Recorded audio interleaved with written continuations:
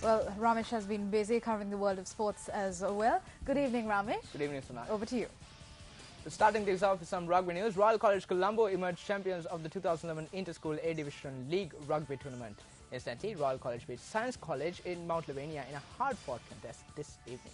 Meanwhile, Kingswood College, Kandy, St. Anthony's College, Katugastara and St. Joseph's College, Maradana registered victories in today's Inter-School A-Division League Rugby Tournament matches.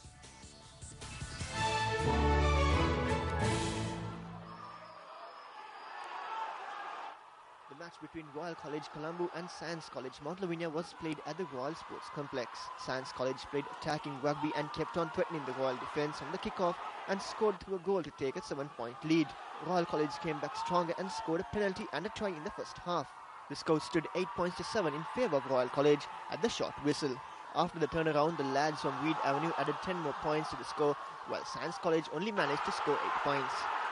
Thereby, Royal College Colombo, who secured 18 points through 1 goal, 1 try and 2 penalties, beat Science College Mount Lavinia, who scored 15 points.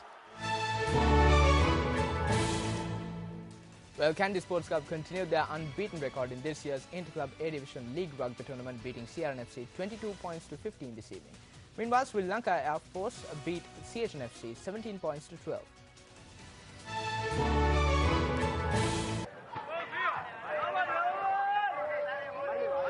The Inter-Club A-Division League Rugby Tournament match between CRNFC and Kandy Sports Club was played at London Place.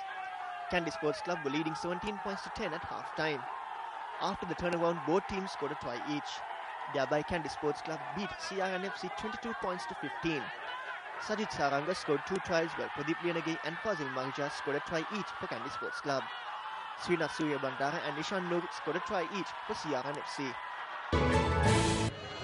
Meanwhile, Sri Lanka Air Force beat CHNFC in the Inter-Club A-Division League Rugby Tournament match played at Maitland Crescent. At the short whistle, the Airmen led 7 points to 0.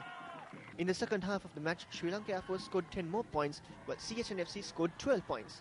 Thereby, Sri Lanka Air Force beat CHNFC 17 points to 12. And today on Sports First, we feature the details of a talented young sports team who are facing difficulties in excelling in their sport.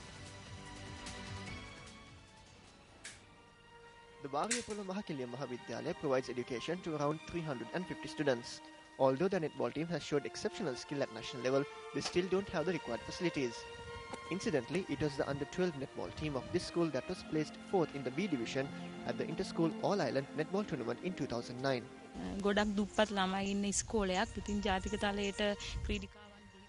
These children have the talents that will take them up to national level, but because they are poor, they lack the facilities. They don't even have shoes. This netball team has so far claimed a number of wins at provincial level and are eyeing on a victory at national level. We don't have the necessary facilities. There is only one ball for all 3 teams to practice with. We don't have a proper play area. Both courts are wasted. The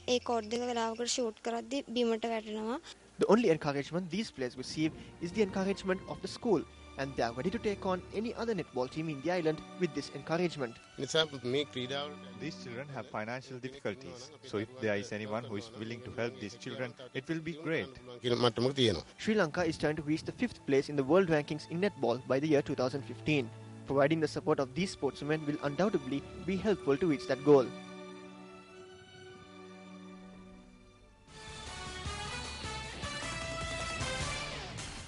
Well, that's it from Sports First for tonight. Sonali, back to you. Thank you, Ramesh.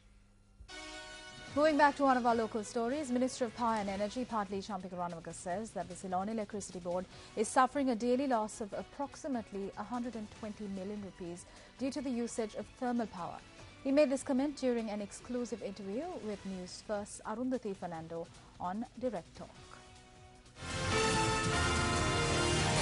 Let me start off by asking you, it was said that since you assumed power as Minister of Power and Energy, that the Ceylon Electricity Board began making profits. Is this true, and is the Ceylon Electricity Board still making profits? In year 2010, we actually expected 40 billion loss, and we ended up with 4 billion profit.